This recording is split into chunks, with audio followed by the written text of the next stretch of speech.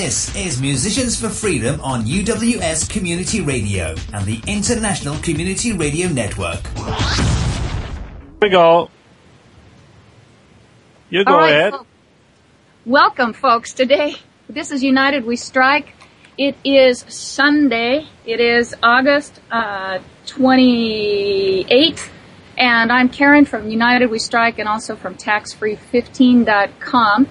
We have Detlev producing from Switzerland. And we also are joined today by Sharlene Holt of Musicians4Freedom.com. And she has some special guests lined up. We're going to have music today. We're going to have interviews today. And we're going to talk to people in different parts of the world and find out just what is going on and how much we do have in common with all the people of the world who are being oppressed by the same ruling banking families who have infiltrated every aspect of our lives and environment. And until we recognize our humanity and our similarity and stop allowing ourselves to be manipulated, we won't be able to change our world. And the whole object here is unity, because unity is the silver bullet, the only silver bullet, for we far outnumber the dominant inbred psychopaths who have captured our world. Sharlene Holt of Musicians for Freedom, welcome to the program. It's nice to be here again with you on Sunday afternoon. Hi, Karen. Hi, Detlev. Happy Sunday. Welcome to the show. Yes, well, it's all running around, the laptop's upstairs and the big computer's downstairs and the songs are on this computer, but I need them to be on this computer. It's been a lot of running around over here, but we're having a good time, and I think we're all connected. We're getting you what you need over there. We do. Absolutely. We go through this. We go through this all the time. It's like, welcome to our world. Things always break loose. All right, but you have a special guest, don't you? And so let's meet your guest and find out what we have to talk about here today. Well, today I have a friend of mine. His name is Victor Forsyth, and I've known Victor for a few years, I guess now, and we're in Denver. And Victor was in Ecuador for quite a while. I grew up in Ecuador. And he's got the accent to prove it. So he is very active here with some of the barter networks, and so and he deals with computers and coins and just hooks people up that have stuff to trade and barter. So well, we don't officially call them coins; we call them barter tokens. Tokens, good idea. They are tokens. Or you can call them medallions too. Medallions. We don't want to get the Federal Reserve people all stressed out. So I'm gonna, if it's okay, if we have a little bit of time right now, we're gonna talk with Victor and let Victor talk about what he's got going on. And then also, second hour, my friend Jerry Ferguson down in Phoenix is gonna come on, and we're gonna share some of his really pretty piano music and talk to Jerry about the Illuminati, 9/11. He's been pretty active down there with that group in Phoenix. Sounds good. I can't wait to hear Victor's story here. So, Victor, how did you get started in this, and share with us what you're doing? Well, it's been a long time.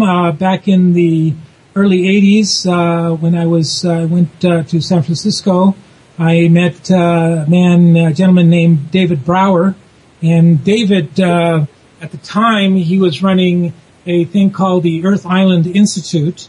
And he was also founder of a group called Friends of the Earth. Before that, he was president of the Sierra Club.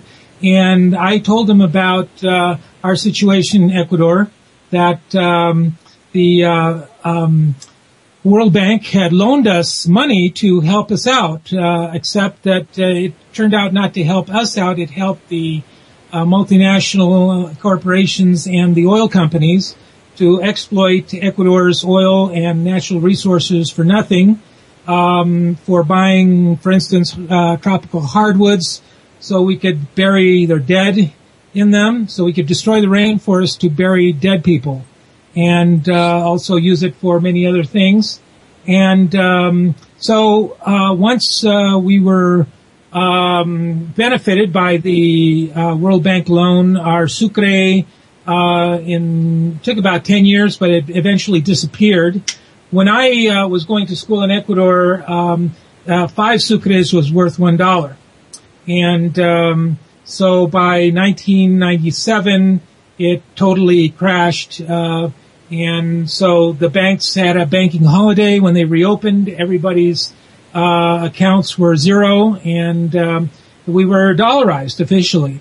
So a lot of people were really pissed off, but there's not much they can do.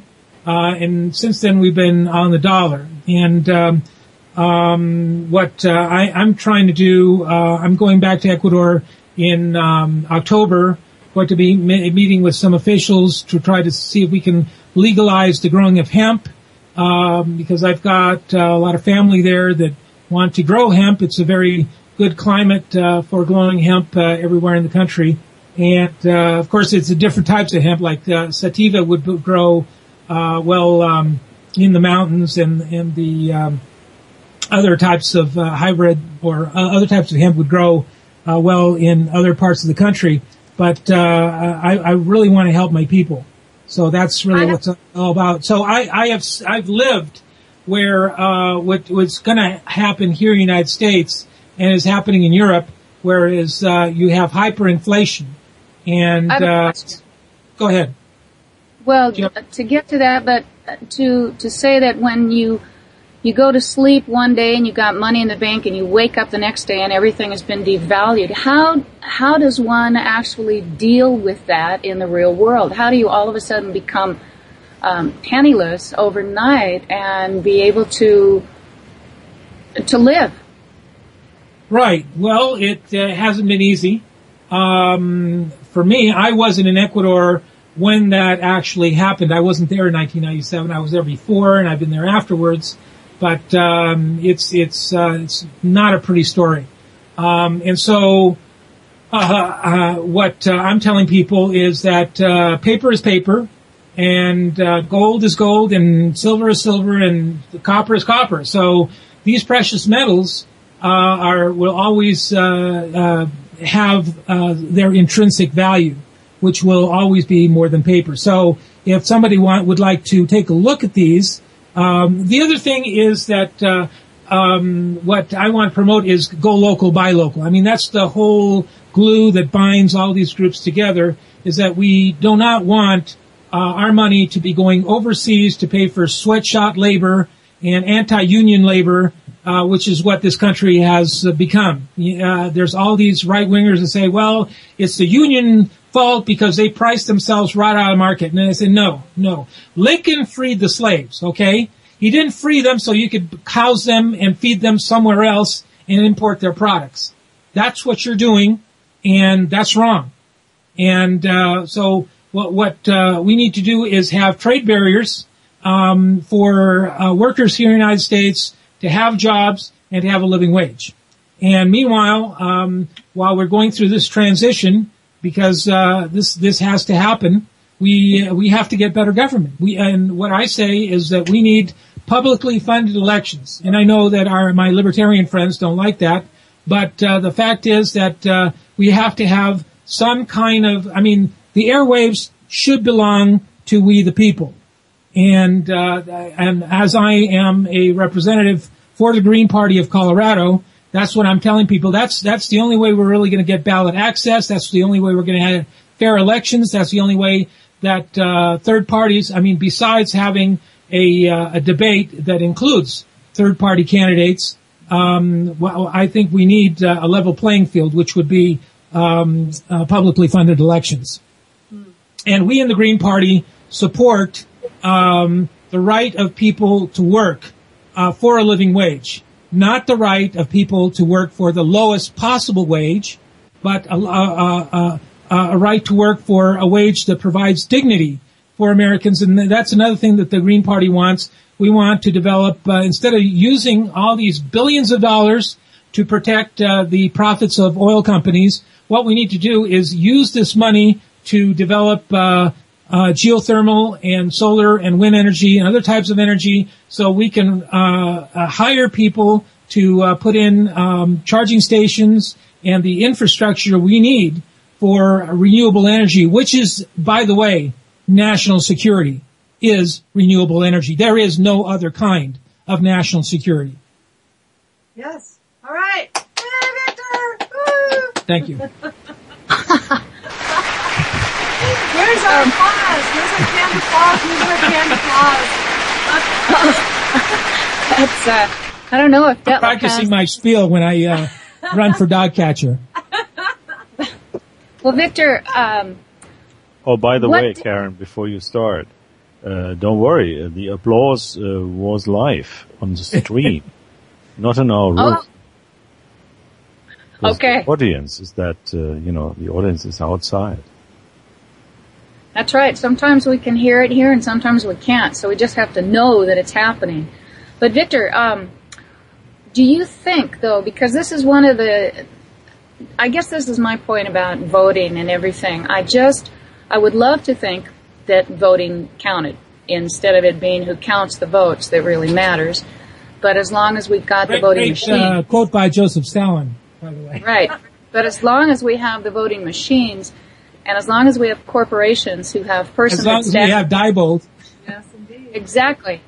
I don't see how it does really matter. It's just, in my opinion, it's theater. It is keeping us distracted so that instead of really going to the bankers, instead of looking at all of the ways that we are being imprisoned and going along with it, when we see candidates out there, they are selected and they purposely mislead us, and once they get into office they lie about it. It's not a right-left issue at all, and that's at United We Strike. We talk to people about real boycotts, collective boycotts, like the 15th of every month, refusing to buy from multinational corporations and being self-sufficient, so that if all of a sudden you wake up and your money's not worth anything, you've already got your storable food, you've got your water, you've got your generator, you've got what you need to be able to survive for, we recommend at least, or I recommend at least 3 months, if not 6 months, but even a week or two for people who are living in the city to give themselves a chance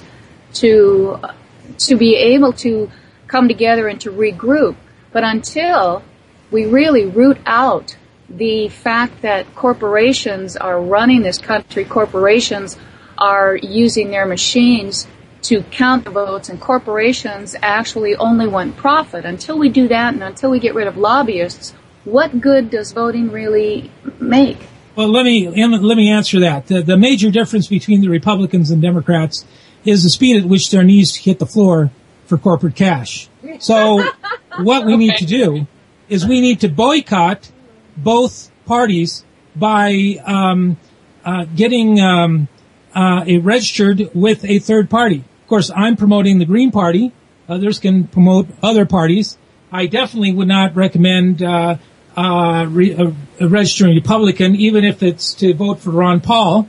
I don't think that's the way to go. I think that we need the League of Women Voters to conduct the debates, and we need people to register with a third party, because that's what they look at. And it's going to be harder and harder for them to play around with votes if people start really paying attention and registering with a third party. So that's what they need to do. They need to register with a third party and strengthen the third party movement. And then we in the third parties, we can do coalitions behind different issues, and hopefully we can change the system. We can get rid of the electoral college. We can do other things to get rid of the winner-take-all system, which will make more representative government is what we need. So that's what I would recommend. But definitely register with another party, not with the Republicans or Democrats. Well, isn't that still playing into the same system that they've got set up? Like Sharlene talks about the monopoly board. We're still on that same monopoly board, though, in my opinion, as long as we continue to think that giving jobs to people by disempowering ourselves, empowering other people, and giving them the ability to tell us how to run our lives has gotten so far out of hand that the whole system of corporate government now is so corrupt on every level. I just don't see any reason at all to go there. I see making it as irrelevant as possible and facilitating that by helping with, actually there's a week-long strike planned by another group starting September 12th through the 19th. I think that as many people as possible who can participate in that, it's a great thing, aside from our monthly boycott, where the bottom line is to starve the beast globally and then turn around and take it apart locally within our communities, because that's really the only place where we have any power at all. What would you say to that? Well, first of all, I would like to tell people that we need to make community. We need to keep our money here, which is what Go Local, Buy Local is about. In Boulder, for instance, they have bouldercurrency.com, and you can go there and see their currency, and any business that agrees to accept precious metals as well as the fiat funny money of the government, they get a free listing. Now, we're not there yet, but we're starting, so anybody who'd like to see our barter tokens can go to meetup.com and look up Denver Barter, and that's us, and they can look at the coins that we have, the barter tokens that we use. And what we're doing is we're keeping the money in the community, we're helping one another out, we're doing a lot of things. So that's really what we want to do. And and that's one of the 10 key principles of the Green Party, is community funded or community economics, community-based economics, and we want to decentralize our government so that we have more local government, and that way we can help out our constituents, our citizens, and we got to start somewhere. So I would say, that it isn't totally irrelevant yet until we are totally co-opted by the system, but on a local level, we can do something. So that's what I'm really urging people to do, is enroll in a third party. Hopefully it'll be green, but and by the way, as far as the Green Party in the rainforest is concerned, I'm still very much trying to do what I can to let people know about the destruction of the rainforest. And what we discovered was that each leaf in the rainforest gives off quite a bit of moisture, and this goes up into the upper atmosphere. It creates the wind currents that circulate the hot air towards the poles, and without that, we have colder masses of very cold air in the poles in the wintertime. And when you have masses of very cold air and masses of very hot air, and they clash, we have hurricanes. We have really destructive weather. And that's what we're going to get. We're going to get worse and worse hurricanes as long as we don't take care of our planet.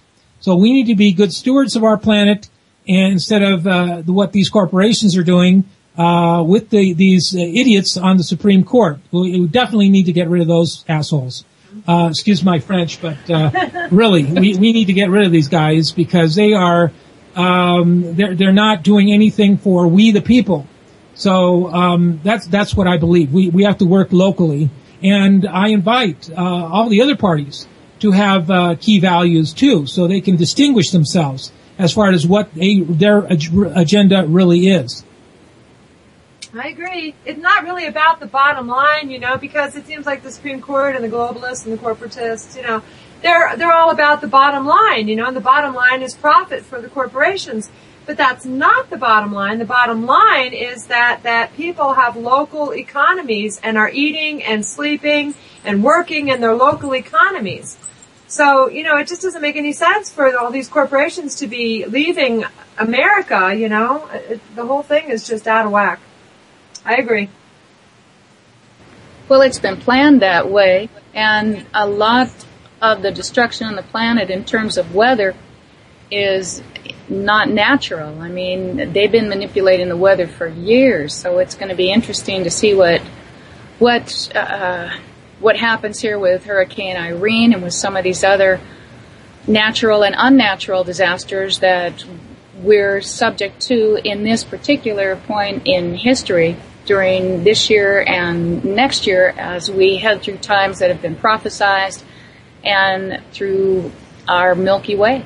Once every 20 I've been telling people since the 80s that if we continue to destroy the rainforest, we are going to reap what we sow.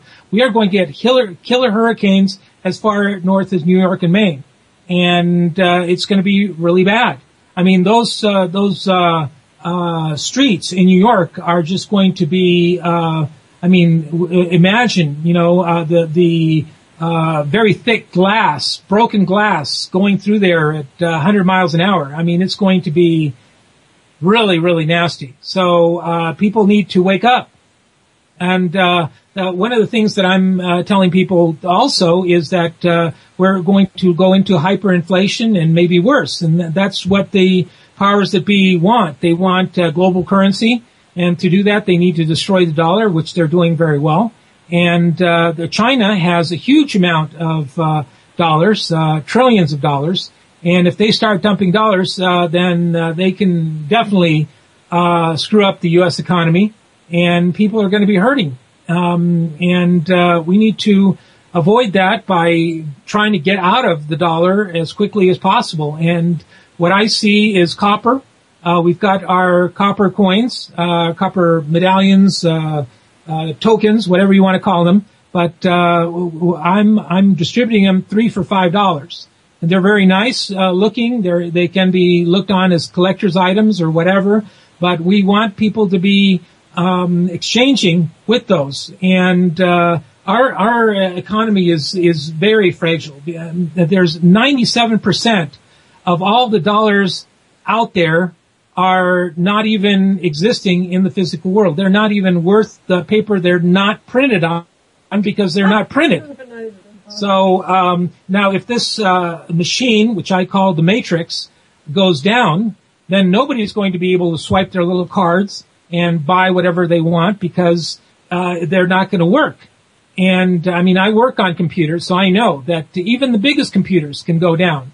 And so all these people that are all dependent on just their little credit card or their debit card or whatever it is, plastic that they have, it's not going to work. There's going to come up a point in time where this system is going to go down.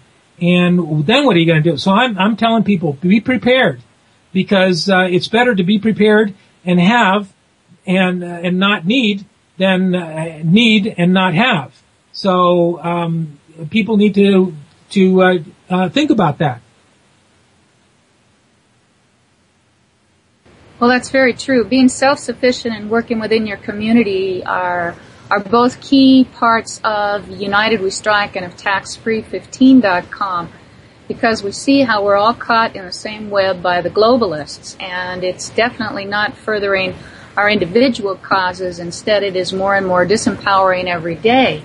And we have to start thinking for ourselves. We have to become self-sufficient as much so as possible and work within our neighborhoods. Absolutely. To find people who also are prepared in the worst case scenario, like this hurricane in New York. Regardless of the causes, people there were caught unawares. They were running to the supermarkets. And then the mayor, orders 300,000 people. And I've also seen articles that said he ordered 500,000 people, ordered them to leave their homes, and just by the way is closing the subway system down the very next day. Now, when you do something like that, not only is it unlawful, but think about all the massive congestion and problems that were caused by people, even if only a third of the people he told to leave actually got out there on the streets and tried to leave. This is insanity. That is. And think about if they say, well, there's a killer bug out there and everybody needs to be immunized or vaccinated or shot up with whatever little liquid that they want to inject you with. Then if it's mandatory, then FEMA comes and rounds you up. That's not going to be good. Now, I had a really hard time, or they would give me a hard time about putting my kids in school, because they would try to tell me that I can't put my kids in school if I don't have their vaccination papers. So I told them, well, there's no way I'm going to vaccinate these kids unless you sign a document saying that you are personally financially responsible for the health of my children if they are damaged by your injection. And they did not want to sign that. And besides, here in the state of Colorado, we are blessed by a state that you can refuse the injections. And so I was able to school my kids. They're all grown up now and very healthy. So this is one of the things that they can do. They can do some kind of a pandemic situation and order us to mandatory have a vaccination. I would tell these teachers, why are you afraid of my unvaccinated kids? Shouldn't I be the one that's worried? I mean, if they're not immunized and your kids are immunized, then my kids are the ones at risk. But of course, they don't understand any logic like that. I mean, they only want the prizes and the gifts that Merck offers for the people that give the most injections. So, the vaccines that they're putting out today with the H1N1 and stuff like this, it has all kinds of weird stuff in there. And I find it incredible that people would want to read the what's in their food, but they're not reading what's in their vaccines. And I think that is really an anomaly. That people really need to know what's in their vaccines, because otherwise they can potentially do damage to their kids' immune system and really damage their kids' health for life. Right. Now, Victor, I agree with you on vaccinations, and I've just posted some interesting articles on taxfree15.com about those. Today being Sunday, we do like to get some songs in here, so I'm going to ask Detlev to put up a song by Sharlene, and when we come back, I'd like to ask you a little more about the copper coins, what the value will be, who will value them, how you expect these to work, and to go a little bit more into that, all right? All right. All right, Detlev, can you be ready with a song, or do we need some more time here? Detlev is in Switzerland today, folks. Rick is taking some time off with his family, and this is an international broadcast coming to you from, instead of the UK, from Switzerland. We've got Sharlene and Victor are in Colorado, and I'm in Oregon, and we're just reaching out, making new friends, and sharing information as we go so that we can defeat the New World Order through our lack of participation and through setting up our own systems that will work. Yeah, it's a joint venture here. United We Strike, Musicians for Freedom, and WakeNews.net, and of course Tax-Free 15s. So, and Victor, your websites have been just mentioned. So we will hear a great song, When the Darkness Falls. So just stay tuned.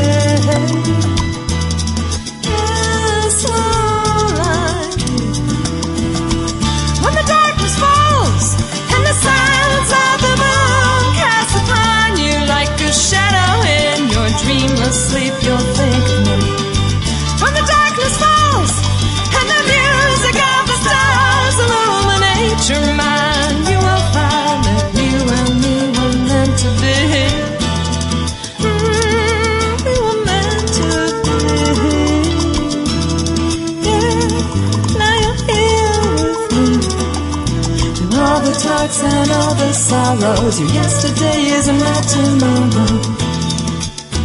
You write this song with me. Yeah, you write this song with me.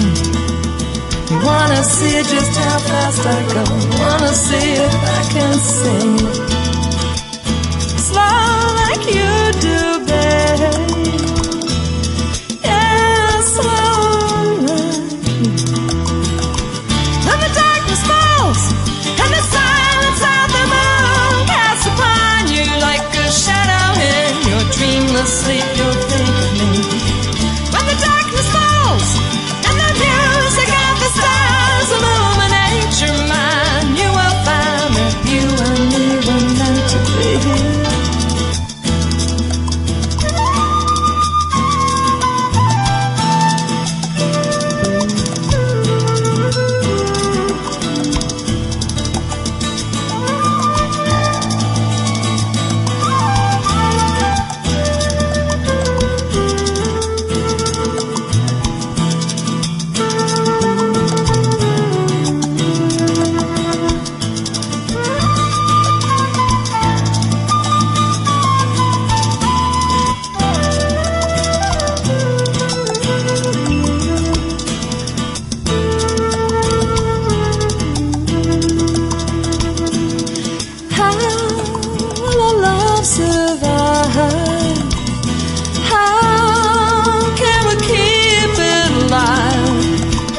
Time and all the distance. You hear me, yeah, but you won't listen.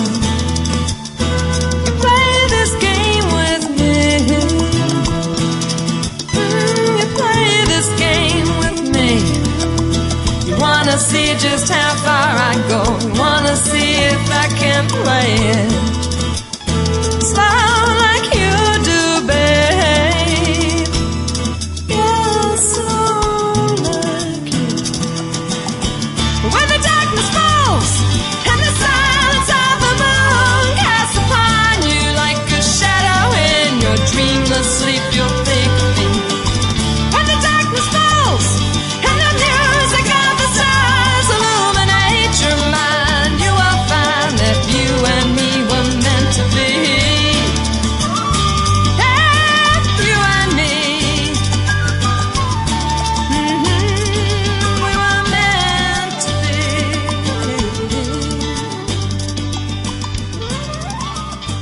Oh, you and me. We were meant. Join Musicians for Freedom on ICRadioNetwork.com every Sunday at 3 p.m. MDT and 10 p.m. UK time for guests and political music live from the Colorado studio. Now, Welcome back to Sundays here with Musicians for Freedom with Sharlene, Holt, and Victor, who is talking about copper coins and their value. And Victor, we had a couple questions for you over the break. Maybe you could address those now in your answer for all our listeners. Yes, well, I'm a science fiction writer. I wrote a science fiction novel called Birth of an Angel.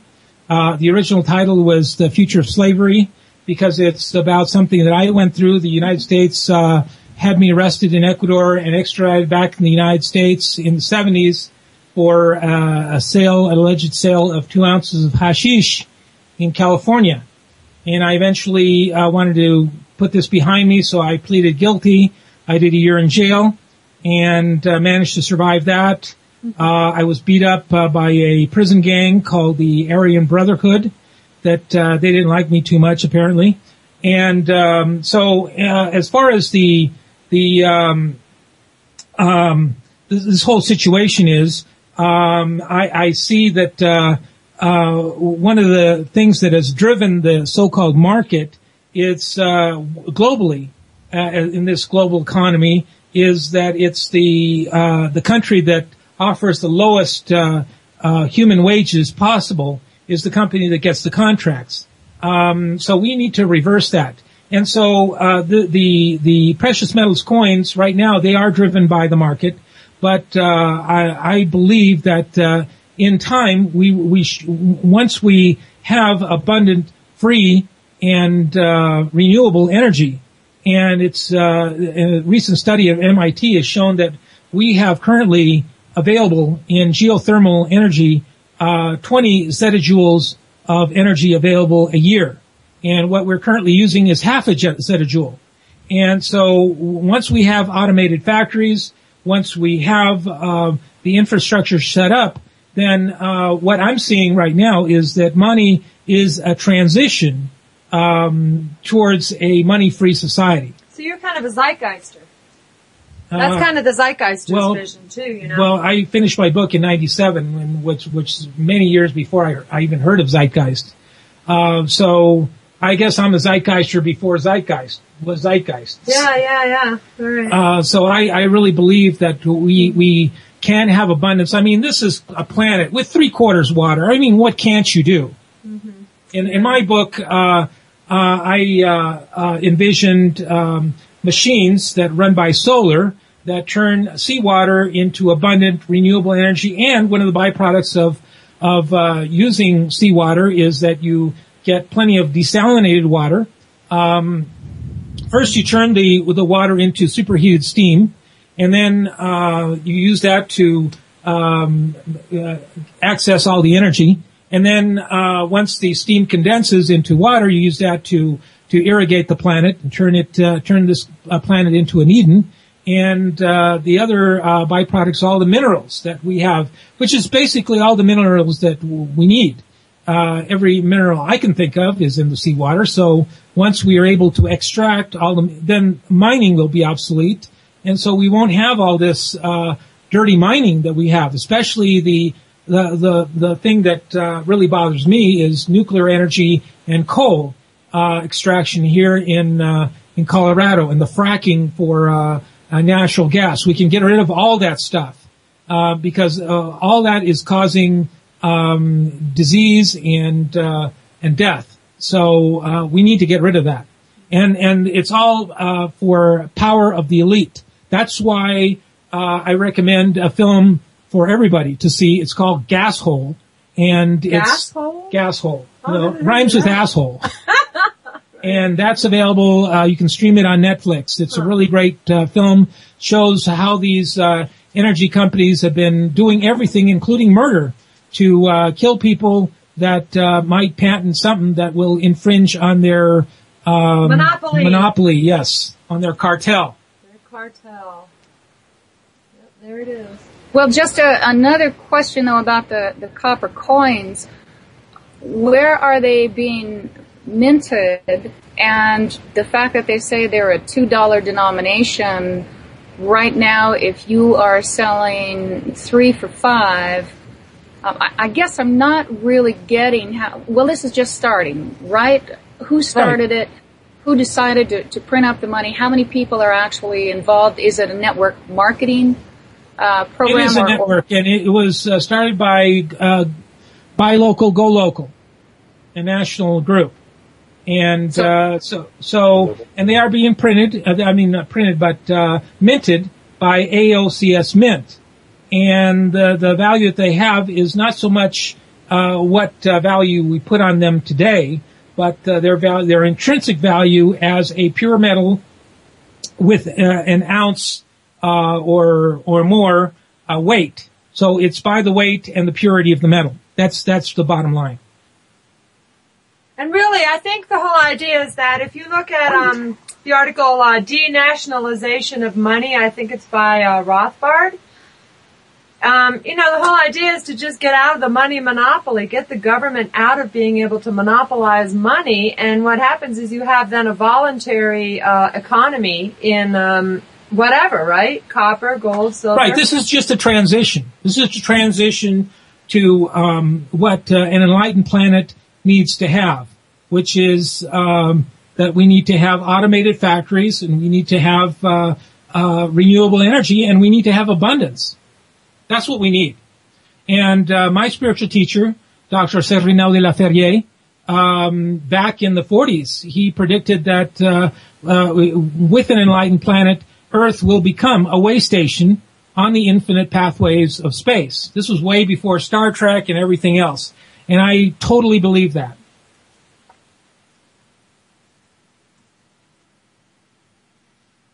I guess I shocked somebody. There's mute silence, but we need to get rid of money. And in the 60s, I was with the One World Family, and we had two sayings, LSD, which meant love is service done, and we used, instead of money, GROM coupons. GROM meant get rid of money.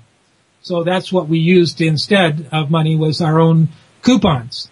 So this just helps facilitate the barter. People that join our group, they're not required to buy anything, and they are. We try to facilitate people to barter their skills between themselves. This just tries to help them out in having something tangible that they can exchange, but it's not required.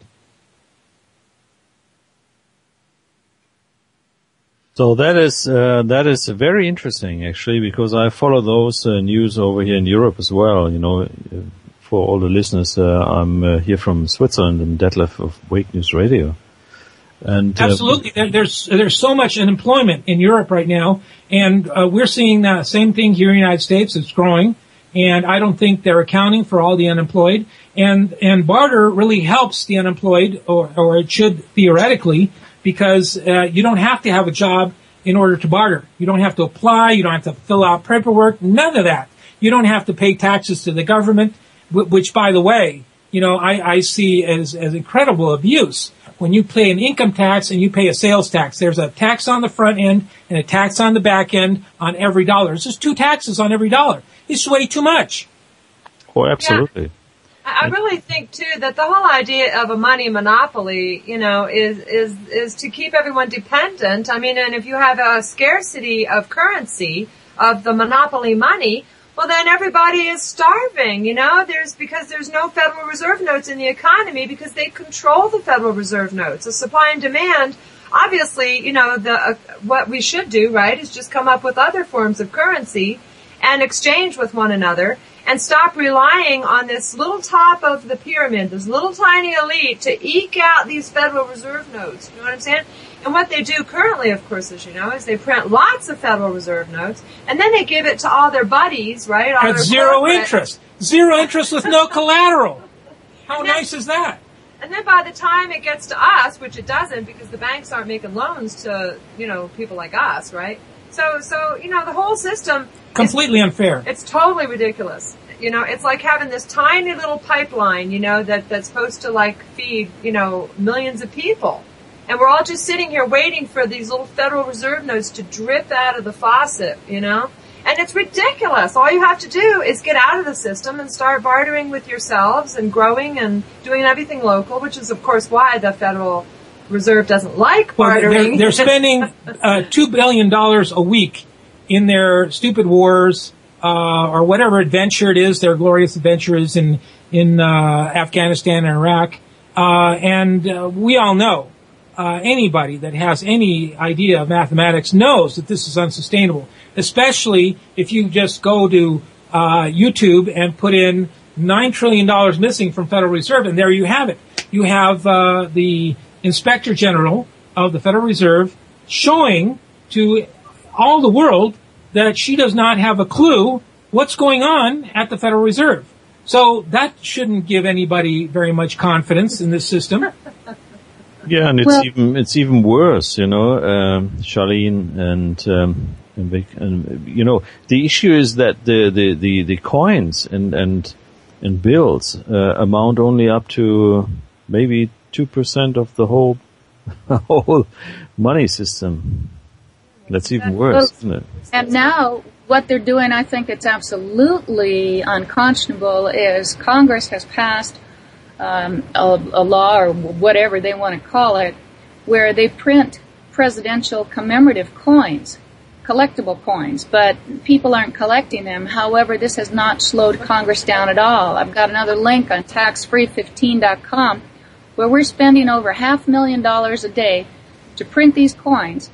And now there are so many coins that are being stored that they have to build another facility to keep these coins in and to buy trucks in order to transport coins that we are not using, that are still being printed on our dime every day as we go deeper and deeper into debt. And the day before 9/11, Rumsfeld and Dov Zakheim on CBS reported they lost $2.3 trillion And yet in this country, we use SWAT teams to break in the doors of people who owe student loan money.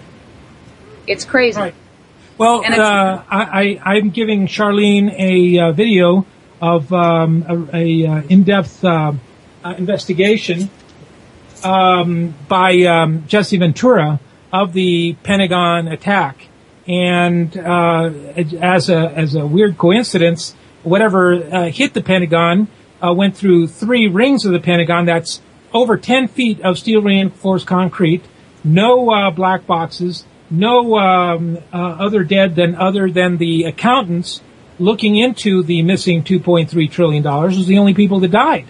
And it's kind of ridiculous when you think that the Pentagon was protected by Andrews Air Force Base 8 seconds away, and this plane that was hijacked all of a sudden without any mayday or anything was 50 minutes away, and it beat the protection that they had. There's also people that know that there is an anti-aircraft missile defense battery in the middle of the Pentagon that didn't do absolutely zilch, and we now know that the people responsible for protecting us that couldn't fire a shot all got promoted.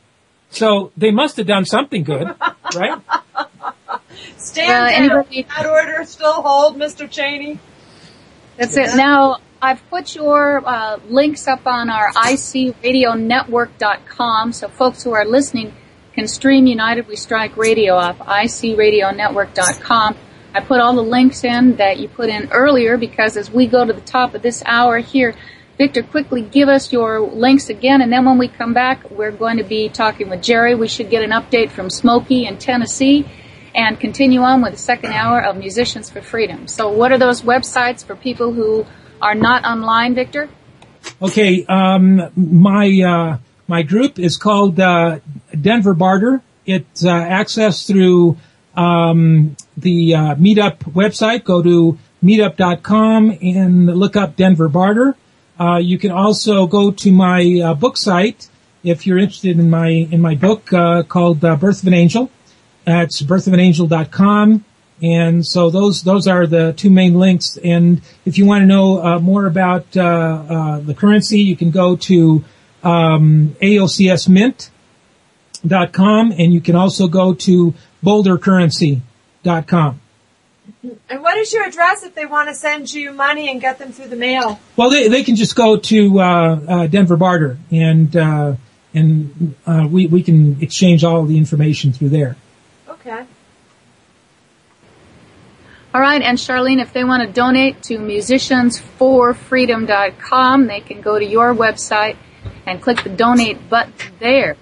And actually now I think we're going to come into a bit of a musical break here so that we can come back to the other side of the program, and we'll see if we can find out a quick update from Smokey. So, Detlev, if you got some more music ready to go, let's take it into a break. And Victor, thank you very much for being part of this. I want to encourage you also to check out taxfree15.com and UnitedWeStrike.com, because we have a multinational global corporate boycott the 15th of every month, and the more people who can participate in the week-long strike starting September 12th through the 19th, the better. Starve the Beast Collective. I blog on sodahead.com, and there are some real right-wing jerks there that are against unions. I think that if your listeners join Sodahead and give them a piece of your mind, we can win. So let people know we need to educate our fellow Americans as to what unions actually do for this country. The Green Party supports the right to organize 100%. Thank you. Thank you, Victor. All right, Detlev, are we ready for some music? Sure. Join Musicians for Freedom on ICRadionetwork.com every Sunday at 3 p.m. MDT and 10 p.m. UK time for guests and political music live from the Colorado studio. Open your eyes. Is everything better?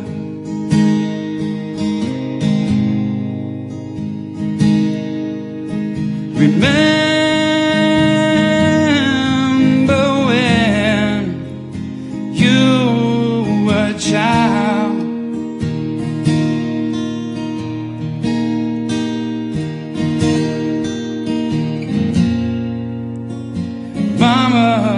didn't change a lot. So you always knew right from wrong. You didn't have to worry about someone wanting your land or taking your home. How can you look at the world today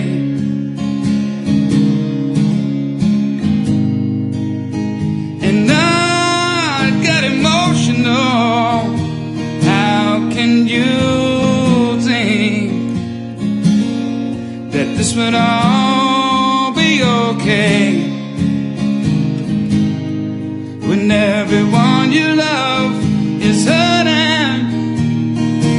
Have you gotten so used to ignoring the truth? Can't you tell that the lion open your eyes? Is everything better?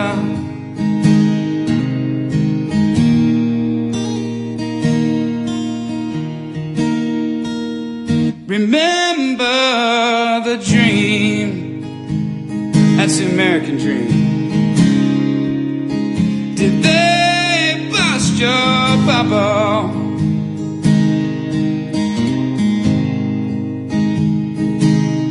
Now someone else is raising your kids just so they can tax you double. Have you got so little that you can lose so much? Don't you care anymore? Well, I would rather live free than to die a slave. And I'm ready to back it up. How can you look at the world today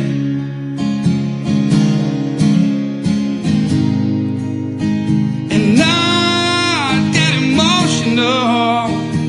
How can you think that this would all be okay when everyone you love is hurting? Have you gotten so used to ignoring the truth? Man, can't you tell that the lion open your eyes? Open your eyes. Is everything better?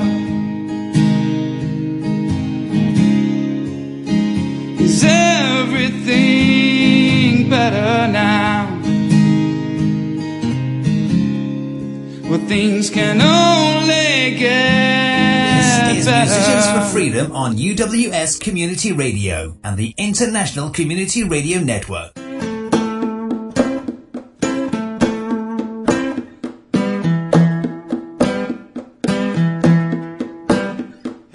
Stretch Hummer Friday night, high on the heels of another man's something, calling all excess to the American dream. Seems a little stupid to keep dialing Cupid when that bitch only breaks your heart. Equally dumb to be comfortably numb while the temperature inevitably rises.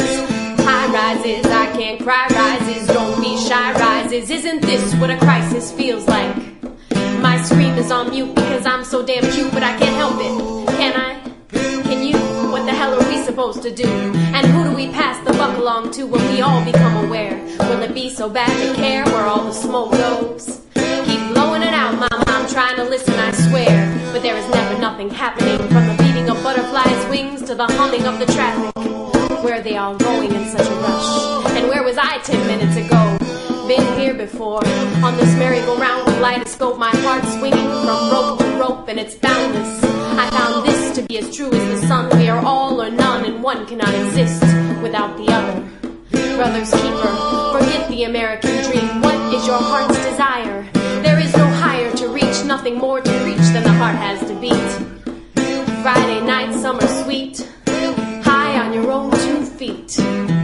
Here we go.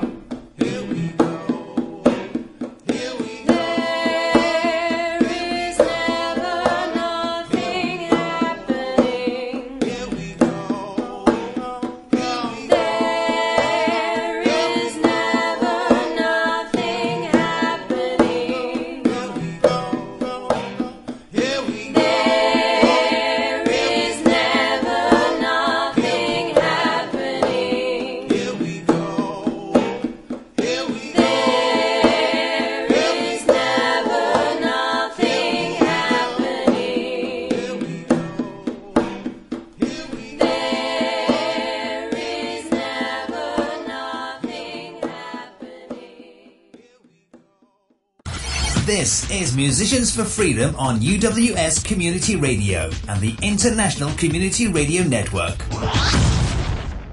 Now.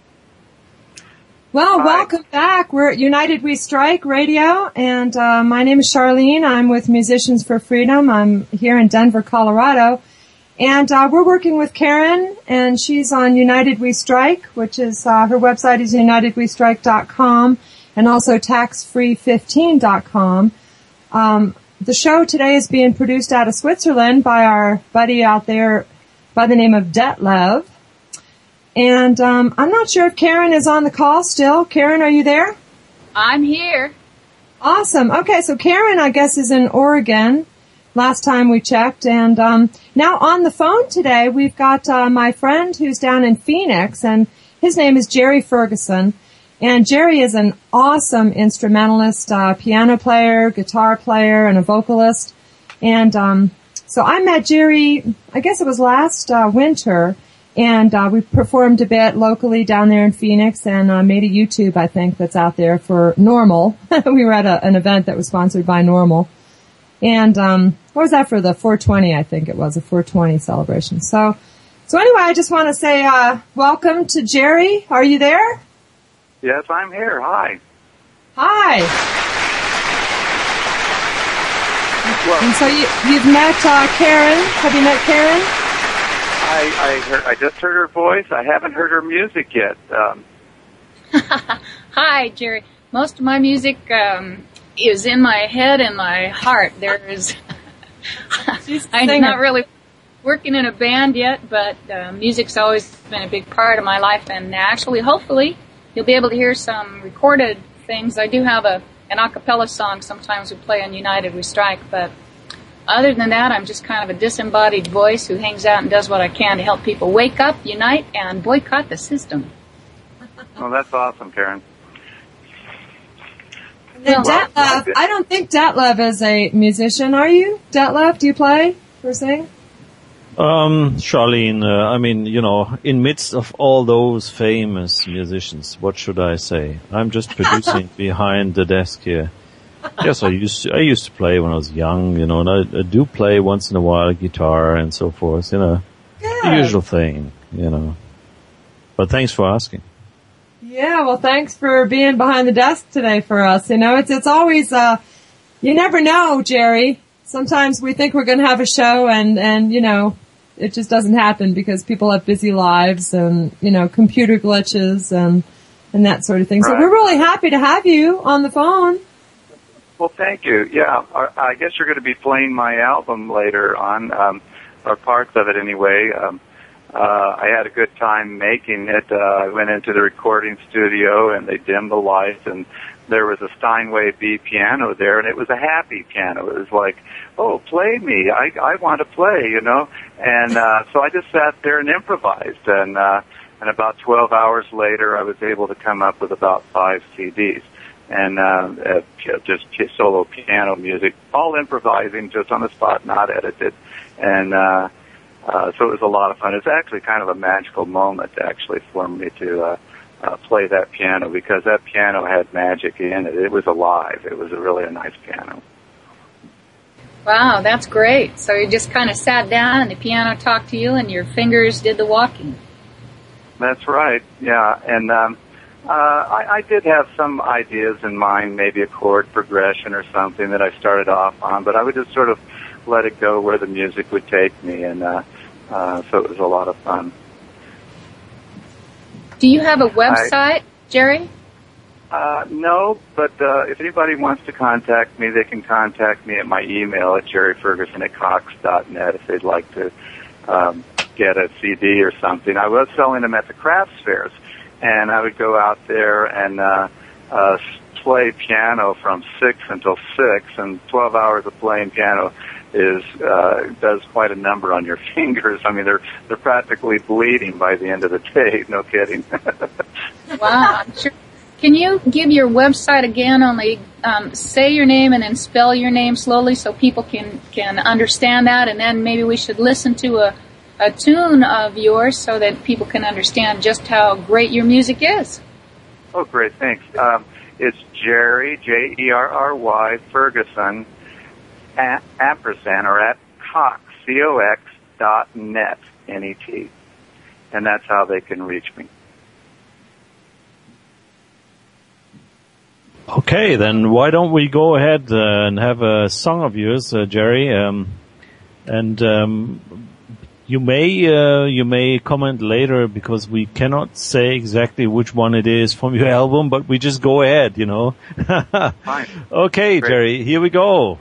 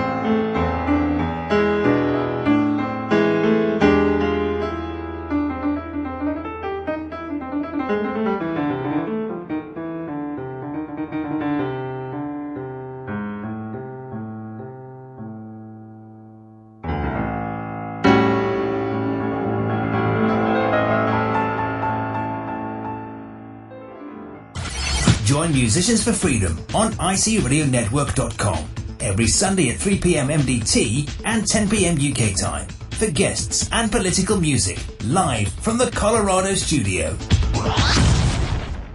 Now. Welcome back to the program today, folks. This is the Musicians for Freedom part of our Sundays. I'm Karen from taxfree15.com. We are being produced today by Detlev, who is in Switzerland, and his website is wakenews.net. And we just heard some great music called The Journey Home from our guest Jerry. And Sharlene, why don't you bring us back in and we'll talk to Jerry a little bit more. Great. Yeah. Hey, nice to be back. Yeah, that was great. The first hour we had Victor Forsyth, and he was talking about the Green Party and his copper coins. And, it's always something, isn't it, Karen, on this show? We talk about a lot of different things. So my friend Jerry, I met him last winter when I went down to Freedom's Phoenix, down there in Phoenix, Arizona for about 6-7 months. And Jerry is an awesome piano player and an excellent musician overall. And he writes a lot of songs with words, too. So, all I was able to upload for the show today was his piano instrumental music. But, he's also down there and available for, like, weddings and events and that sort of thing. But there's a lot of drama down there in Phoenix. Right, Jerry? Well, there's always something happening in Arizona. It's like, it's a fun place to live, though. There's plenty of things around the outlying areas, things to do, and nature walks, and of course there's the Grand Canyon and Karst Caverns. It's just a beautiful place to visit. Not many people have seen it, and it's very inspiring. I keep wondering. Well, Jerry, have you heard anything on Quartzsite? Yesterday they were supposed to have a rally there against the ridiculousness and the throwover of the local government by the chief of police. Have you heard anything yet on what happened? I'm aware of it. I don't know all the details of everything that happened that day, but I do know that we've had some problems with the sheriff. They're getting into trouble, and we're losing lawsuit after lawsuit where he's been sued. And they have a chain gang in a tent city here, and it's very hot for the prisoners here. It almost seems like cruel and unusual punishment to me. This is the one that the Oath Keepers were going to. I guess we so far haven't heard anything about any clashes. And I did see on the Oath Keepers website, oathkeepers.org, that they were there, and the chief of police did air his side of it, which to me looks pretty fraudulent, because you can see in the videos on YouTube that actually the chief of police did override the mayor, kicked him out, and also was responsible for damaging a woman's arm in ejecting her. I don't remember her name right now. Jennifer Jones. Yeah, he hurt her arm on the way out, and it's very, very unlawful and against the Constitution. But, Jerry, what woke you up? What made you decide that the government was not all that we were taught to believe? Well, I think Vietnam was the big wake-up call for me. I was going to college at the time. I had a student deferment, and then they automatically just reclassified me and made me eligible for the draft, even though I was having all my hours and was following all the rules and had a student deferment. They drafted me into the Army, where I was a cook in the Army for 2 years, and then I got out. Wow. Well, at least you weren't, you were on the front lines in one sense, but certainly not on the front lines in the other more horrible sense of the waste of life and all of the malfeasance there. So since that time, what also has helped you to understand what's really going on? Well, I think the Kennedy assassination was a big thing at the time, and it seemed very difficult to buy the government's position on that. You know, there was just too much contradictory testimonies and things that was going on there. So that was kind of a big thing. I remember that at the time, and they played nothing but the Kennedy assassination on every channel on television, and for a week. There was no programming, there was nothing but just the news of the Kennedy assassination, and then Oswald being shot by Jack Ruby. And then after that, of course, there was the whole countercultural movement, kind of the resistance to the war in Vietnam. The war in Vietnam was sort of a big thing. It was turning into a civil war in the United States, where parents and their children were at odds with each other. It was a very difficult time. But since then, I think 9/11, was the big, event that happened, and I remember watching it on television, and about 6 in the evening, after watching it all day long, just glued to the set, I realized that I was seeing the same thing, that sort of the same type of coverage that was happening during the Kennedy assassination. So I popped in a videotape to start recording the news. I was almost transfixed just watching the events unfold that day, and it was a pretty breathtaking thing. And I remember that a week after, even going shopping at the grocery store, everybody was kind of smiling at each other, and almost, people that would normally not nod or, be open to you, now, or it's like everybody was one big family again or something. It was really a neat feeling for about a week there after the 9/11 events, socially with everybody. And then somewhere along the lines, a friend of mine sent me an email, told me to look at Loose Change online. So I looked at Loose Change, and that got me the wheels turning, and then I just started looking at documentary after documentary after documentary on the 9/11 event, and it became more and more evident to me that we weren't getting the full story, that there was a lot that was being covered up. There was a lot of stonewalling going on, and there was just a lot of questions that needed to be answered. I have lots of questions that needed to be answered, that still need to be answered to this day. I think a lot of us have questions here, and one of the big ones right now, as far as my husband and I are concerned, are why aren't the first responders and the family members going to be invited to this memorial service they're planning? That is interesting, isn't it? It seems to me that just about everybody in government and the media are somehow complicit in this thing, and it's pretty breathtaking to put that large of scope on things, what really has gone on in our country, because things are quite different now than they were. It was bad during Vietnam, and I think it's gotten even worse now. Much worse. And when you look at the fact that it's going to be the 10th year anniversary, they just had this huge hurricane where they have ordered people to evacuate, causing a lot more damage and a mess by unlawfully ordering them to leave their home and shutting down the subways the next day, which also is just, I can hardly believe that we put up with all this. But I know that one group who is really involved very heavily in all this malfeasance is the Illuminati. So with this 10th year anniversary coming up, with them evacuating now, my husband and I are kind of looking and watching to see exactly what they are planning, because before 9/11, the buildings were also evacuated several weeks beforehand, different portions of the buildings, for work that no one was allowed to see. And when you look at the footage of the bomb blasts actually going out, you can see the smoke. For people who actually take the time to look at it, what are they planning now? It's a bit unsettling, wouldn't you say? Oh, definitely. If they can get away with this type of cover-up and this type of perception change in a large portion of the public, but the public really isn't buying it. There's lots of people that aren't buying the story. And we're made to think through the media that we're sort of alone in this thing, but we're not. There's large percentage, probably over 50% of the people, maybe even 70 or 80% of the people don't really buy the government's official story all the way, that they must have known something, they must have been involved in some way, or they must either let it happen or been involved in making the 9/11 event happen.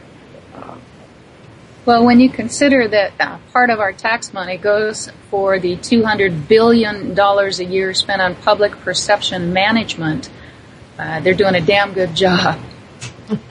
Oh yes. It's amazing. Even the television set, when it was first designed, the Pentagon was involved in that as a way to indoctrinate, and they used to have these what they call cathode ray tubes. Now they've gone to flat screens, which are even worse. But the cathode ray tube used to have a bar that would go. It was a horizontal bar. They called it the vertical control, and it would flip. Every 30th of a second, it would be another bar would be swiping through the screen. And what they found is this caused an alpha brainwave state when the person would look at it. They'd almost go into a hypnotic trance, and where they would be feeling sort of the pleasure centers going off. So then they were more susceptible to the programming, the advertising, and they could just put into them just whatever messages that they wanted to. So it became sort of a mind control machine right from the start. And it was designed for that purpose. Definitely. You can Google. I want to encourage our listeners to Google patents, mind control patents in television, so that they can see what's going on. And there are also some other really good videos out that are documentaries. We were watching Follow the Republic, which is a good movie by Alex Jones. And also on taxfree15.com, on the video page, I've got lots of good videos that are there, some of them by Alex Jones, one of which I highly encourage everyone to watch, and that is Psy-War. Have you seen that, Jerry? What's the name of that again? Psy-War. Spy War? No, yeah. I haven't seen that one yet. But there is one I'd like to mention that people watch if they can't see Missing Links. I thought it was a lot different than a lot of the other 9/11 documentaries, getting back to 9/11, and that it named a whole list of names of people that had specific knowledge and specific functions in government that were attached to this event of 9/11 in some way in order to make it happen, cover it up, or in different. It's a fascinating movie, and I really encourage people to look at it. I think you can see it online. Okay, I'll look that up too. I haven't seen that, but I've also got.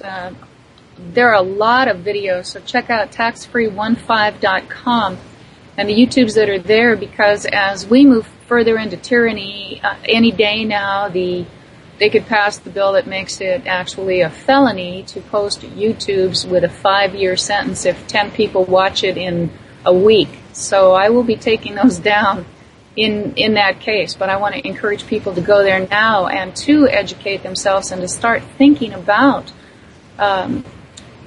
what the possibilities are of actually, a handful of guys from the Middle East flying those planes in and taking over all the passengers with box cutters and plastic things. I mean, the whole thing is just so absolutely ridiculous. We are definitely being brainwashed here, and it's not to our advantage. Yeah, and it's amazing that here there was reportedly 19 hijackers, and where we got that list of 19 is actually an interesting story too. But even the names of these 19 hijackers, nobody really knows them. They don't have them on the tip of their tongue. They're just sort of like, well, that's not important. The people that were somehow involved. We might know Muhammad Atta, the lead hijacker, Hani Hani, the one that was supposedly did this impossible bank and turn into the Pentagon. Who could barely fly. They wouldn't even let him fly a Cessna plane, because he just didn't have the skill set. So there was, those are the only two names that I actually remember. Yet I've heard in some of these videos that, 6 of them and possibly more are actually living today and that actually weren't involved, and somehow, they're trying to clear their name of being one of the persons that was on a plane hijacking a plane, and yet the government still hasn't changed their story, even though these people are alive and well today, saying that, no, I wasn't on there, I didn't do it. It's fascinating. Talk about identity theft. Yeah. I think there's some of that too. And I remember David Ray Griffin saying that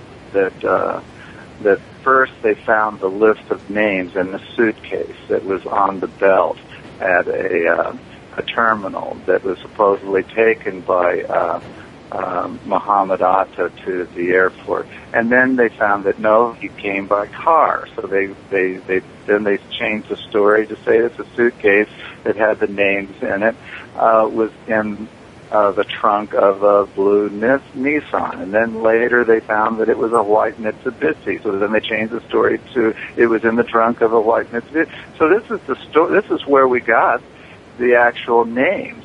As far as any footage or flight manifests with these names on it, or people getting on the planes, we don't have that. We don't have any video evidence of anyone or any.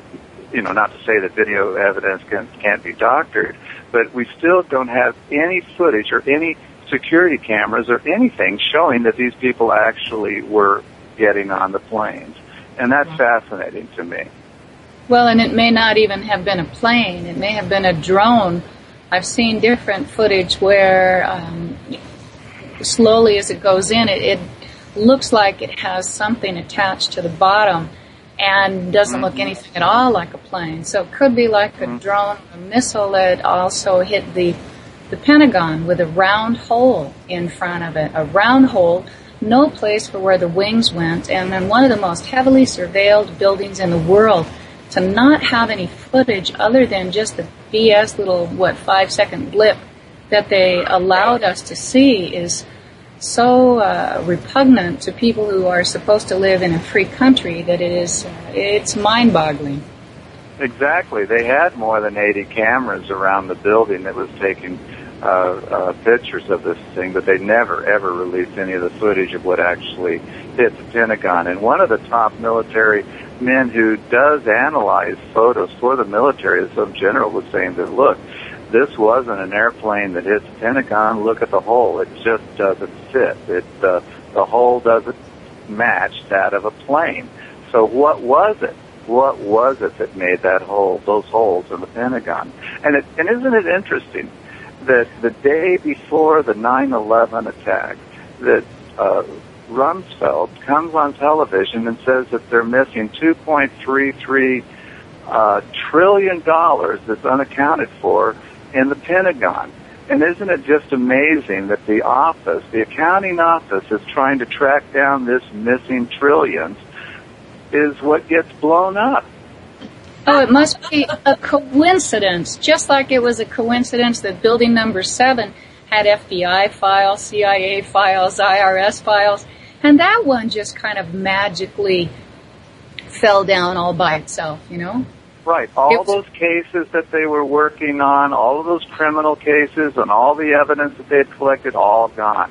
Even the Security Exchange Commissions with all the fraud that was going on there, all got wiped out. So everybody got a free ticket there, too.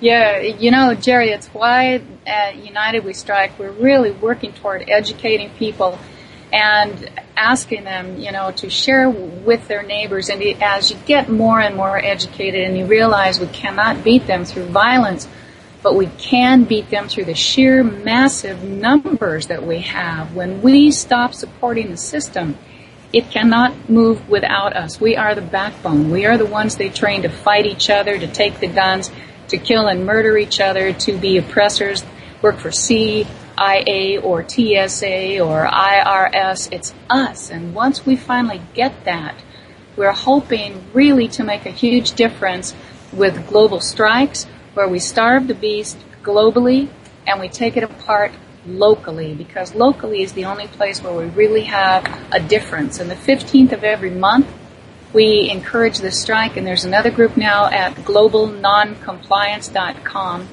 who are encouraging a strike for a week beginning September 12th through the 19th. So we're hoping as many people as possible will take seriously all these things that are going wrong and decide to empower themselves by stepping out of the system and disempowering that.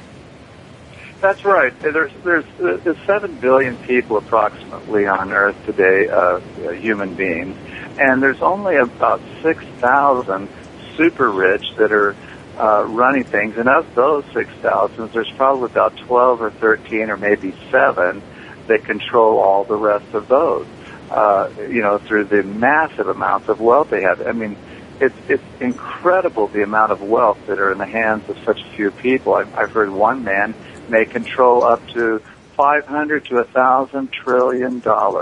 If it's 1,000 trillion, that's close to 140,000 per person for everyone on Earth, actually a little more than that. And that's one of these people. With that kind of wealth, they can rig every market in the world. Right, and it's amazing. With those kind of odds, if we went to Vegas, we'd all be winners, big time. And it's amazing still that people don't get that. We've got all of our future, the future of our descendants is hanging in the balance, because this is the time where unless we unite, unity is that only silver bullet. Unless we unite and withdraw support and then turn around locally with all the different venues that we have to be upset about, our descendants will be nothing more than debt slaves, and they will have been taught so successfully to love their slavery they won't even know what freedom really is. They'll instead read some ridiculous definition that will tell them that freedom is the ability that the government gives them to support themselves and their government and the world by being good citizens. Yeah, Karen and Jerry, why don't we have another song now by you? We shall play it, and you can comment on it a little later. So let's go ahead.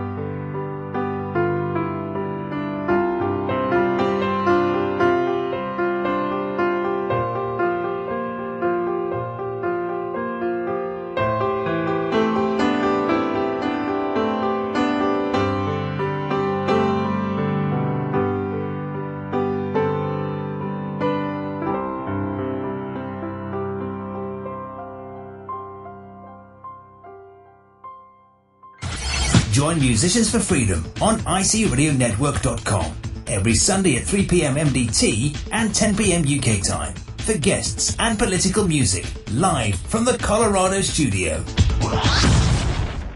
Go. All right, we were just listening to a beautiful piece of music by Jerry Ferguson, and if you are interested in his music, you can email him at jerryferguson@cox.net, and that is JERRYFERGUSON @cox.net. Jerry, what was the, you call that song Trumpets? That's right. It was using some of the trumpet sounds. A lot of times on the piano, if you're using an interval of a fourth or a fifth, it sounds like a trumpet.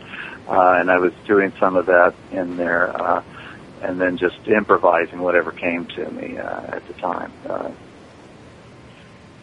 It's really beautiful. I love it. It's so melodic and very relaxing. You know, it's that kind of music you like to wash dishes to, or, you know, just bop around and do your chores, and, you know, just put you in a mood, you know.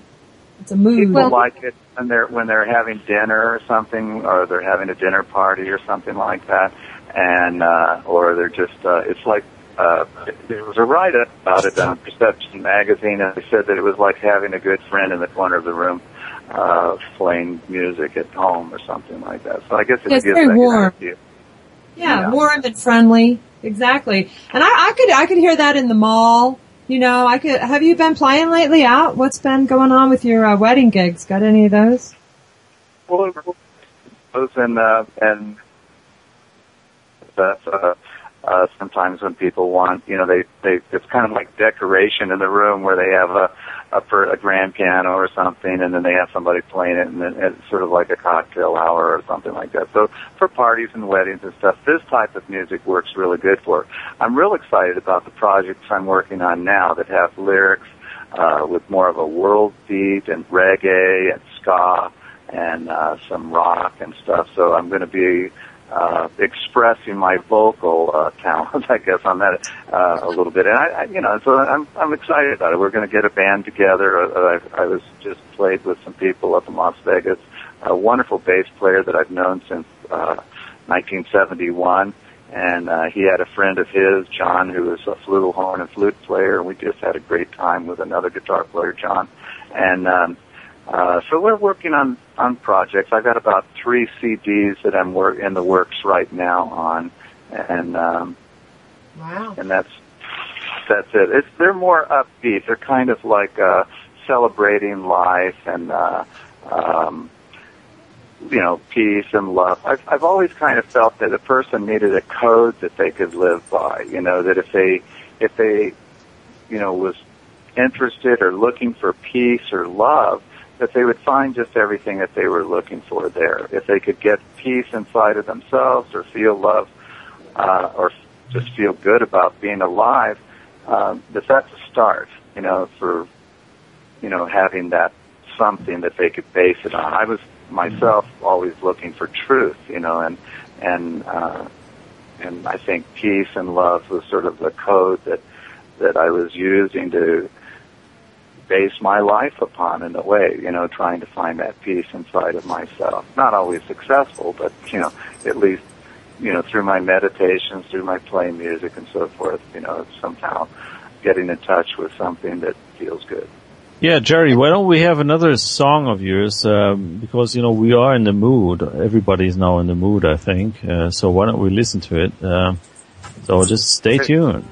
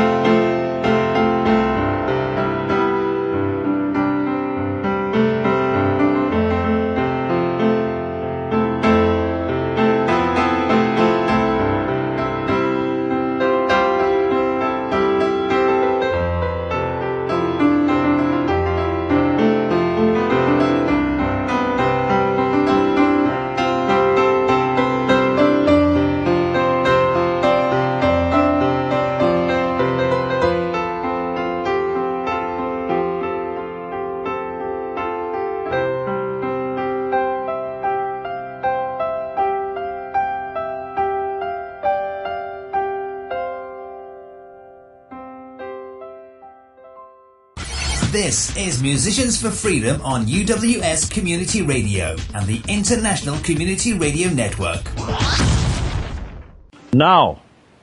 Well, that was beautiful. Jerry said it was China Sea, and I want to comment on what you said beforehand, too, with having music to kind of make you feel better. And all the research that I've done focuses on feelings, how feelings are the crucial component to help us to really change our world instead of coming from fear and anger. And it's so easy to come from those when you learn about all these atrocities going on. But to center ourselves and to come from a better perspective of love and healing is so important. And I think your music definitely is, not to make a pun here, it's instrumental in making that happen. Thanks for saying that. Yeah, this last song I think was called China Sea, and it was kind of just, I just didn't have anything in mind except try to get that flavor across at the time, and then just let the music lead where it led. The piano itself actually can lead you in a direction of its own, and if you listen and pay attention to how it's communicating with you, it's almost like it has an effect on the player too. It's interesting. One piano was found. I played another piano on this album in a different studio, and it was a large concert, 9-foot concert grand, and it was a lot stiffer, and it was a little harder to play, and it felt a little more uptight than the Steinway B piano, which is a 7-foot piano that I played most of the stuff on. And of the two pianos, I really preferred that one, the happier piano. It had a looser feel, and it just kind of leads you in a way. You kind of, I don't know how to put it. It's almost like you magically merge with the instrument itself at some point, and you just sort of get carried, let it flow along with whatever it does, and I understand. I think it's part of becoming part of the music. You lose your sense of self and just become the music. And speaking of that, as we're getting closer to the end, Sharlene, did you want to play something for us today? Are you set up to do that? No, actually, it's been kind of, crazy to, just get everything going on. So thank you so much for asking, though. Yeah, hey, and speaking of getting set up live here, hopefully for next week, because we'll have Chad here next week live, playing Live Animal. Okay.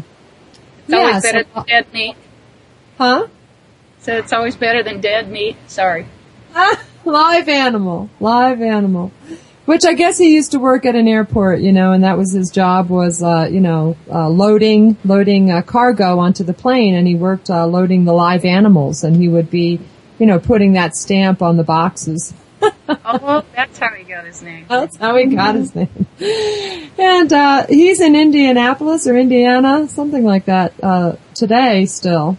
He went up there for a little while. So he says he'll be back next Sunday. So hopefully we'll hear from Live Animal live. And I'll play some songs next week. And Tom is in the studio, Tom Satriano. He's in the studio today, so he wasn't able to drop by live today. So that's real exciting. We'll have some MP3s of Tom's pretty soon. Yeah, that's great. Otherwise, it's always fun to hear him playing live. And that's, Jerry, one of the things that we try and do is to be able to go to different parts of the world and feature musicians just playing. So maybe one time we can have you do that too, sit in front of a piano and mic it and let your fingers do the walking. Yeah, Jerry, I was going to ask you about that. Don't you have a studio? It seems like when I was down there, you have a house and you're setting up a studio, correct? Oh, did we lose Jerry? I think we may have lost Jerry. May have lost him. We'll try to get him back. All right, and Detlev, thank you, because Detlev is staying up late for this. As a matter of fact, it's almost 1 o'clock in the morning, isn't it? Yeah, that's true. So, that's the way it goes. Oh, thank you so much. Well, that's, the usual thing, actually, over here in Switzerland. You work during the night, and you also work during the day. So, Jerry, you're back into the call. We lost you. Yeah, it just dropped off. It's my Well, never mind. So. Hey, Jerry, we wanted to find out if you have a studio. Last time I was down there in Phoenix, didn't you have a studio you were setting up down there? That's right. I've got a studio in my house, and that's where I'm working on the new album. Well, would you like to host the radio show once in a while? We'll check in with you, and you can play live, and you can bring some musicians into your studio and play live for us on Sundays. Well, right. How would that exactly work so that it would sound good it wouldn't sound good over telephone, would it? Well, we use Skype right now, and we also use TeamSpeak, but currently my setup at my place in Denver currently is I have a Mac, a large screen Mac, and then I have an Alesis Firewire, 4 or 5 channels, and I just plug in a nice condenser mic. So I've got the condenser mic plugged into the Alesis interface, and then that goes Firewire into the Mac computer, and then we use Skype. That would work, yeah. Yeah, so why don't you look into that? Karen, didn't you say something about Jerry playing live for you? Sure, it's fun. It's kind of a neat feeling, backstage type of feeling to have people playing live from different parts of the world. And Sharlene has done it successfully. It's come out really well with her studio there. Why don't you tell them a little more about, what kind of head do you have? Head. Well, let's see. The Alesis, it's called a multi-mix, and it's it's a special little mixer that actually has the Firewire out. It's called an interface. And you can get them just depending upon if you've got Macintosh or if you use Windows, you just have to go find one of those. So that's the critical element you need, because everybody has a computer. So getting on Skype, Skype is free to download.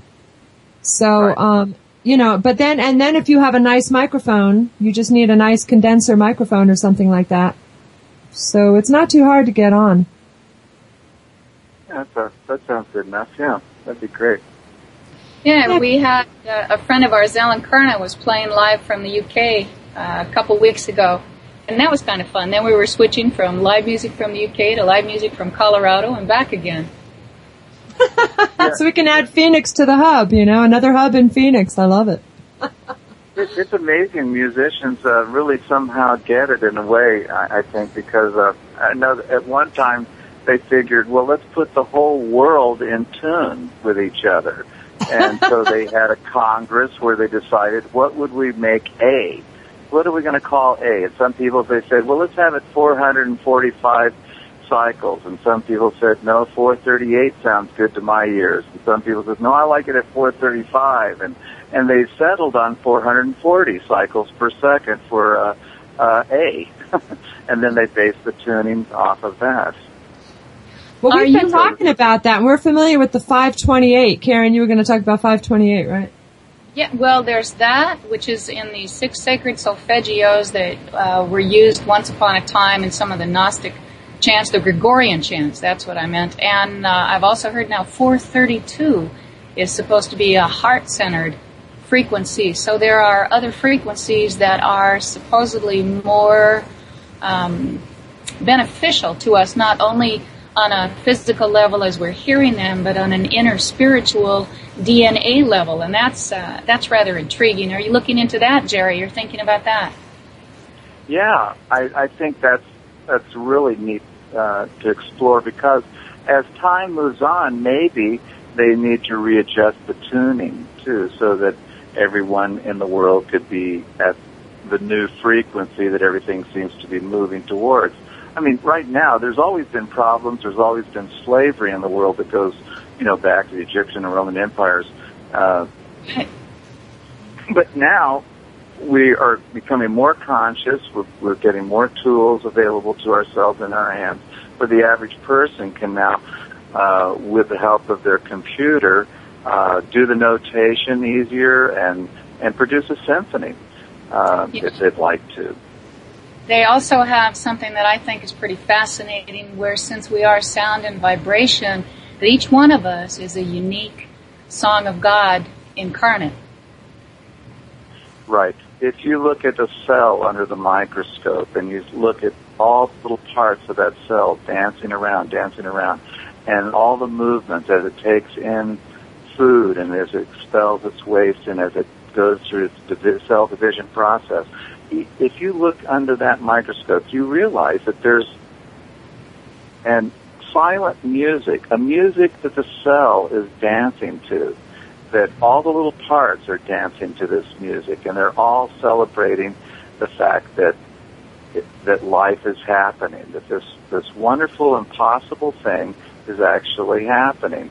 And it's just a real joy and just a real celebration that there's really not any time to think about it because it's happening in the moment. And all we can do is just celebrate it.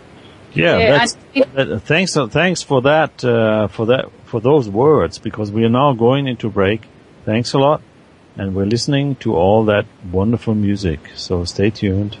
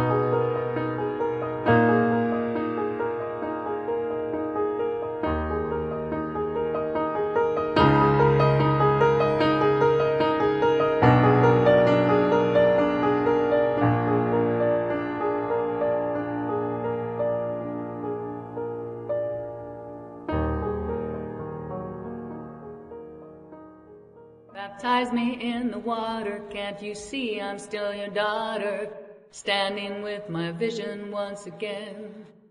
When we don't talk and we don't listen, we don't know what we are missing, and the anger in between has got to end. I've come for peace,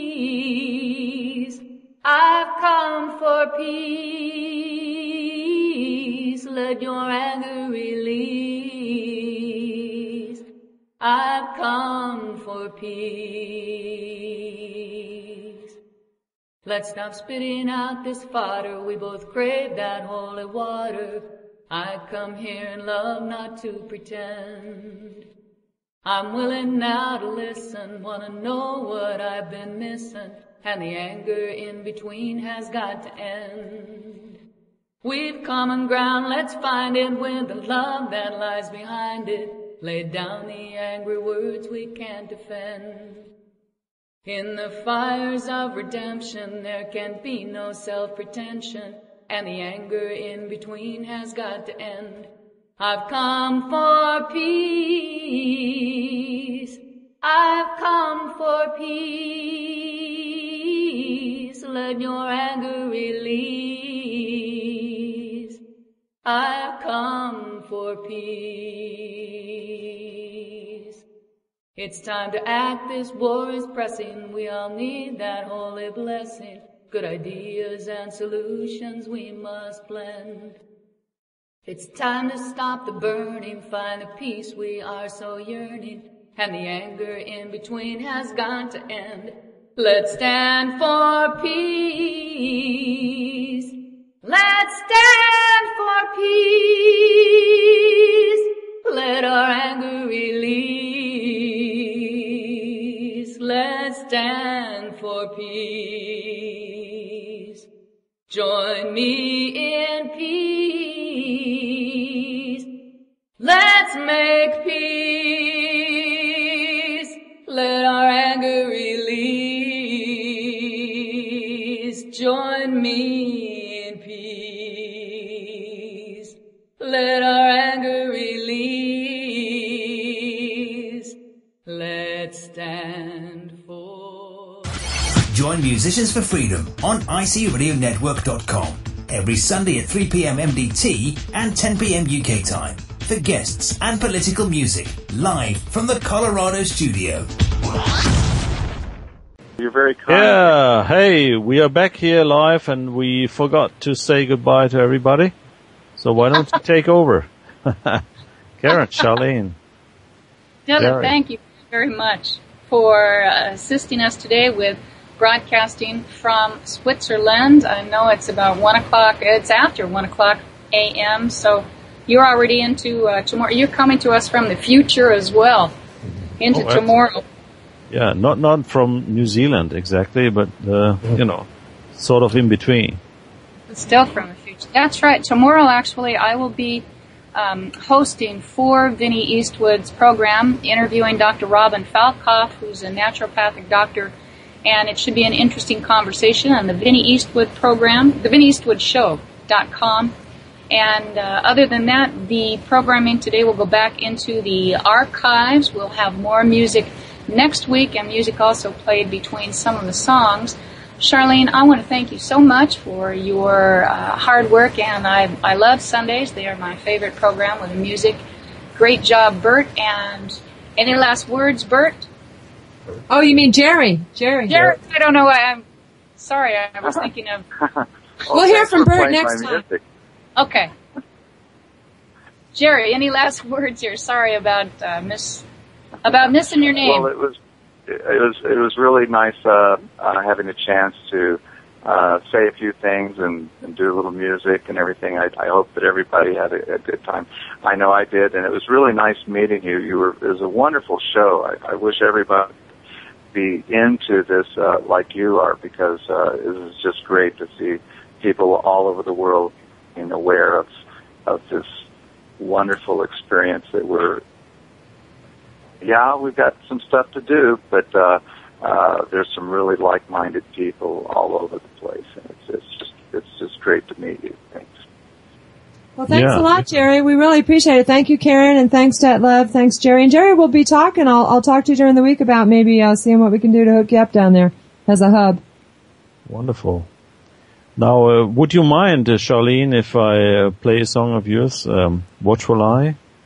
Oh, yeah. Great. I kind of like that song. That's kind of like moody. It goes with the whole moody feel. Somehow it fits today's program, doesn't it? Surely. Yeah, okay. So I say goodbye myself, and why don't we listen to Sharlene's music, Watchful Eye, and we all say goodbye. Bye. Bye. There are places that I would like to go.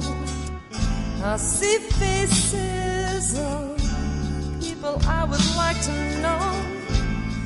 Judy, you keep me here under the watchful eye.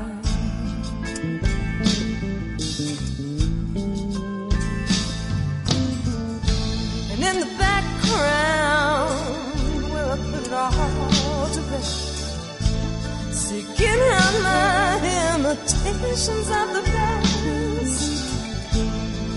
You're there, and you're making me sweat under your watchful eye.